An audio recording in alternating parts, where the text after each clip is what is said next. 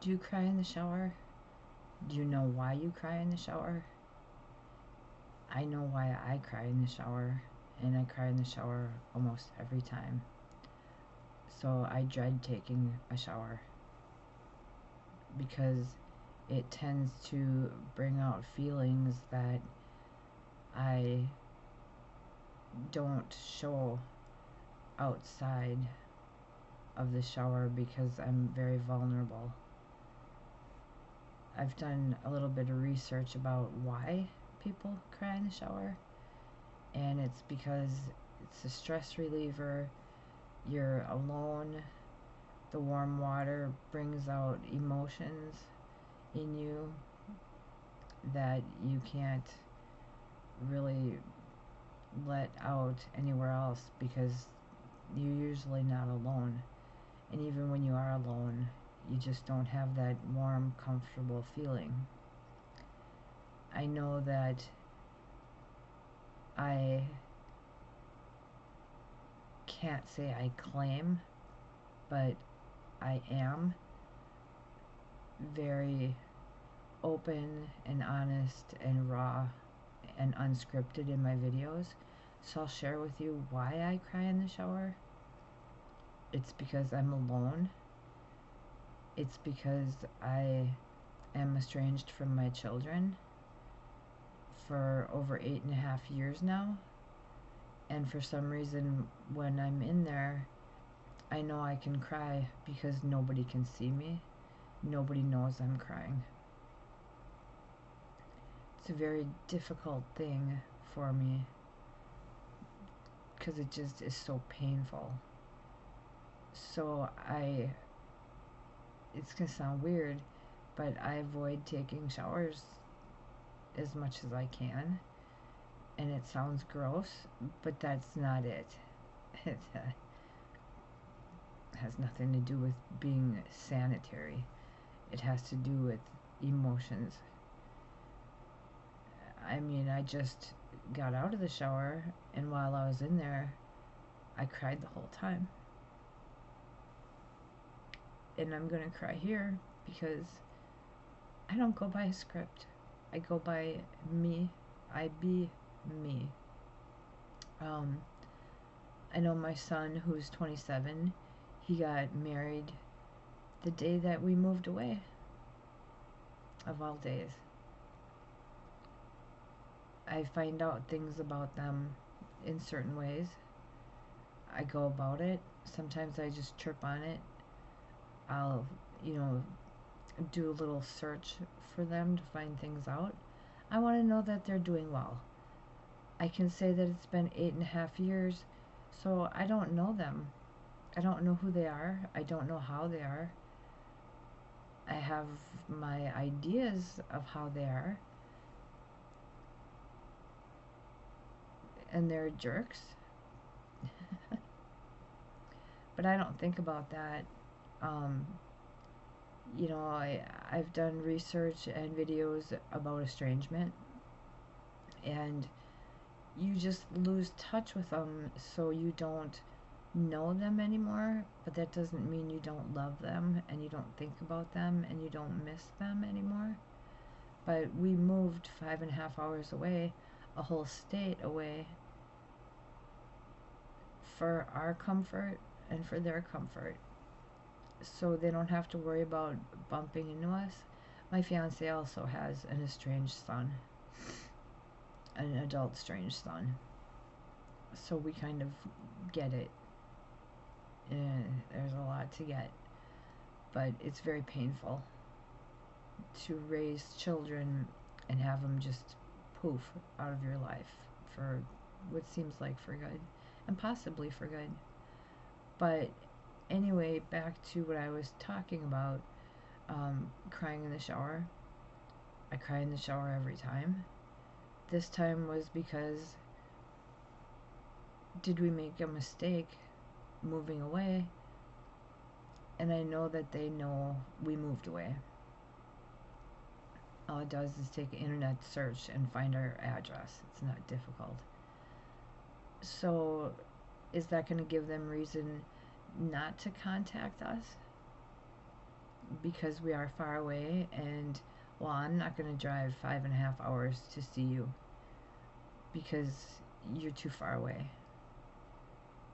You know, my therapist says they're doing their adult thing. I have to do my adult thing. Well, my adult thing was supposed to be, you know, a mother-in-law, a grandma, you know, a sister-in-law, things like that. Well, I'm none of those. So I feel like I'm damn near nothing. But this time I thought about, I didn't get to see him get married. Him and I were on we had a rocky relationship, but we still had a relationship at one point, a good one. And it just got worse as he got older because he thought, you know, that age, you know, in their teens and their 20s, they think they know it all. They've lived it. They know everything. Okay, fine. So we were pretty rocky, and so he told me, oh, he didn't want anything to do with me. Okay, fine. I'll give you your space. And he called me. I know I talked about that in another video, and he just chewed me out and swore at me and screamed at me, and okay, that's the way you want to be. So he ended up getting married. I found that out. Then just today, I get a little, you know what they say, idle hands are devils. You know the saying, I can't think of it now because it's really late. But, oh, idle hands are a devil's playground, I believe is how it is. So, it's late, I can't sleep, so I decide to Google all my children. I never watched that soap, but whatever. That's supposed to be funny. I'm trying to keep it lighthearted so I don't cry. Because I don't want to look vulnerable. Because I'm very vulnerable. Anyways, so I decided to Google him. And there he was. For some reason, at the newspaper, you used to be able to see when somebody bought a house. They would just have their name and the amount, not what they paid, but there's a certain amount. I don't remember how it went. Our real estate agent explained it, and it's gibberish. But I saw him, and his new wife bought a house, and I'm just like, okay, I missed that too. So, you know, I'm in the shower, and just the thoughts are going through my head, and the thoughts are like more clear for some reason in the shower, and they just hurt more. I don't know why. You know, I did, like I said, research, and it gave reasons why people cry in the shower. And I'm one of those, and I'll admit it. I'm not afraid to admit it. I cry almost every time. Just because I'm alone, I'm an overthinker, I'm an overfeeler. I have my feelings run really deep. So, you know, I'm thinking, oh, maybe they're not gonna call me or have anything to do with me because I moved away and I'm too far away. Yeah, I'm 3 clicks, 2 clicks, you know, computer clicks away. I'm a phone call away. I'm a text message away. I'm not far away, but I am. Physically, yes. Otherwise, no. It'd be easy to get a hold of me. But because of their ages, they're 18, 22, those are my girls, and my son is 27. He's now married. He now bought a house. I know he's got a good job. He's got, you know, a nice truck. Yeah, I'm a little PI. I find things out. And, I just, you know, 2 of the kids are my ex-husbands, the girls are, and my son has a different dad that I was married to. And he just never fit in, I guess. He always was jealous of the girls. And it's like, well, their dad is there to take care of them. Where's your dad to take care of you? As in clothes and things like that. He was always jealous of the girls, so he'd always be pissy around them or mistreat them and things like that. So, we had to intervene and discipline, and he always called his stepdad an asshole and said, I'd overhear him on the phone or wherever, yeah, my stepdad's a real asshole. Well, yeah, now they're buddy-buddy. And it's like, well, whatever. They're all a clan. My ex-husband is a narcissist. So he, controls everything. He tried to control me, and that had a lot to do with the breakup of our marriage. And we were married for 15 years. And he tried to divorce me back in 2010, and we decided not to. And, or he decided not to. And then now, well, 8.5 years ago, the girls are old enough to take care of themselves, so he decided now would be a good time. So anyway, back to crying in the shower. You're by yourself. You have your privacy. What else is there to do? Don't even think that. It's not where I'm going. But you just are in there, and like this, what I read was, you're warm, and the water just is soothing, and it just tends to be a stress reliever, and you just let it go. You just can't help it. I think, and I don't know what I think about really strange things when I'm in there, but tonight was bad. Not bad things, just I was hurting really bad. Thinking about the things that I'm missing, things that I've missed, things that I'm gonna miss. I have to watch the obituaries, because nobody's going to tell me if one of them dies. How do I know? Because when my 18-year-old, when she was 11, she was rushed to the emergency room because her appendix burst. And she almost died. Nobody told me. I found out because Walgreens, it was back when we were still married. I had, their prescriptions would be ready, and I'd get an email. So I got an email saying she needed hydrocodone. Like, what does an 11-year-old need hydrocodone for? So I tried to get a hold of him. Of course, he didn't answer me because he's a fucking dick. So I finally got a hold of his lawyer, and she told me that, she had appendicitis and she had to have emergency surgery. And I could read that in her record because I still had access to her records, that she had an emergency surgery. My brain is racing, and I can't talk when my brain races. I need to slow down. So I found out about that. Apparently she didn't want me there, and we only had been separated for I think like a year. And then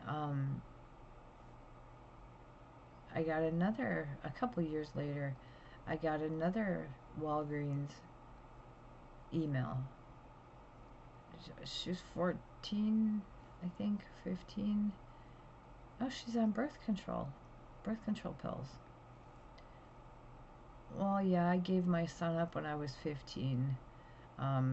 So but I don't see her doing that. But yet, I guess I look at myself and didn't see me. Mine was date rape, but I just don't see her. I have the feeling it was just control, of things, her health. So yeah, I found out about that. It's like, oh, that's nice to know. Be nice. When my older daughter, she came to me and talked to me about sex ed, if you want to call it that. Yeah, she came to me when she was like 15, maybe a little younger. No, I think she was younger. And she came to me for the talk. I waited because I wasn't sure which age I should go for. So I just waited. And she came to me. So that means she trusted me. So we had a fabulous family. We had a great relationship. And then the divorce happened. And everybody jumped to his side. Everybody threw me to the curb. I was homeless. It was bad, real bad. But I picked my shit up and got an apartment. And for a year and a half, I was single. And it was like,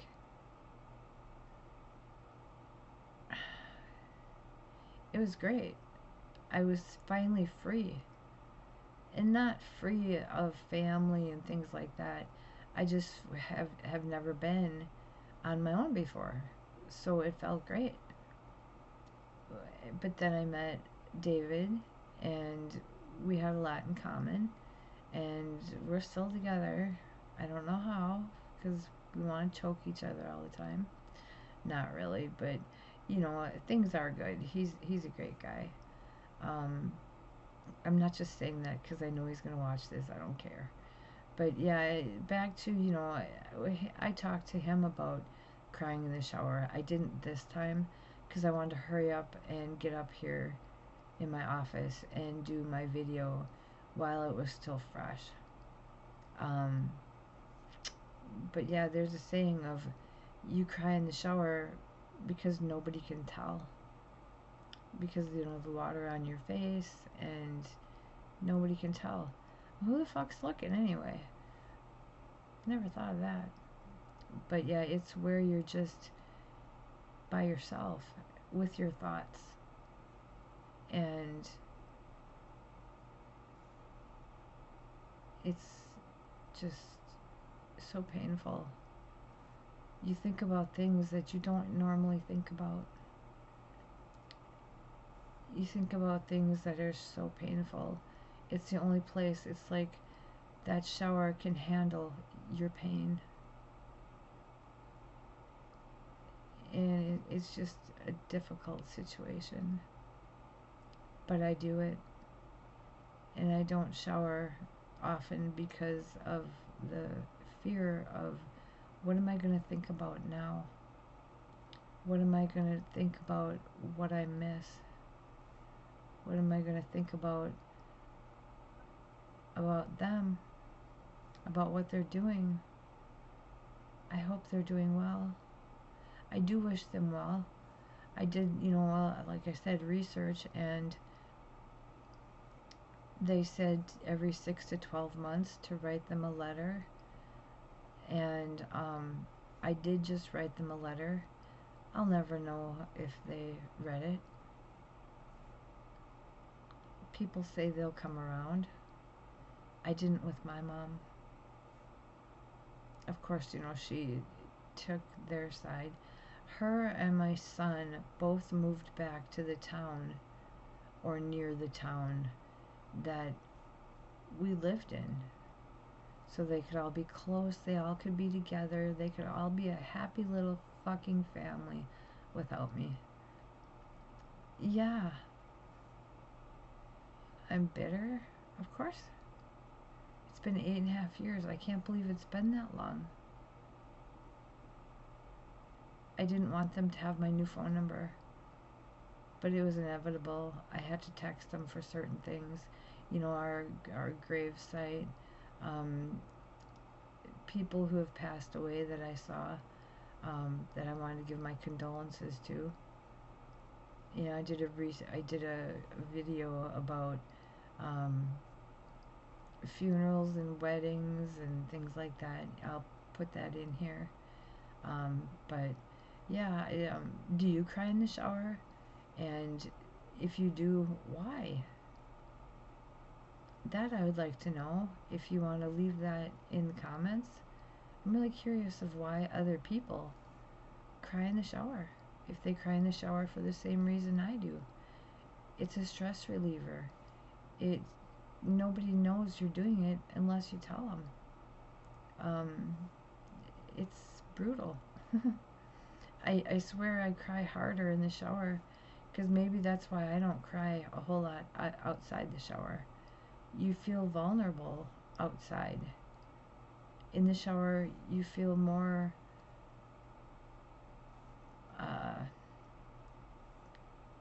by yourself, more private. Yeah, you're naked, so you're vulnerable, but you kind of forget about that because you're by yourself. So, I don't know, I just wanted to make this a topic because it's something that I notice I do every time. And I talked to David about it, and he says he does too, but I don't really talk about it anymore with him because it's private in a way. You have your own thoughts, your own feelings, and nobody has to know about it. It's just one of those things that, you know, um, I'm sure a lot of people do it. I'm sure a lot of people don't admit it. And that's okay. It's a private affair. That sounds so funny. Sometimes, you just can't come up with the right words, so you just come up with the best you can. And like I said, I don't edit, I don't script. I'm just me. I'm raw. I tell it how it is. Sometimes it's bullshit, and I say that, and whatever. So, I hope you have a good night. Please subscribe to me, leave comments, share with people that may be interested, and this topic is supposed to be about adult estranged children, so I'm going to put it in that category. And with that, I hope you have a great rest of your weekend, and take care.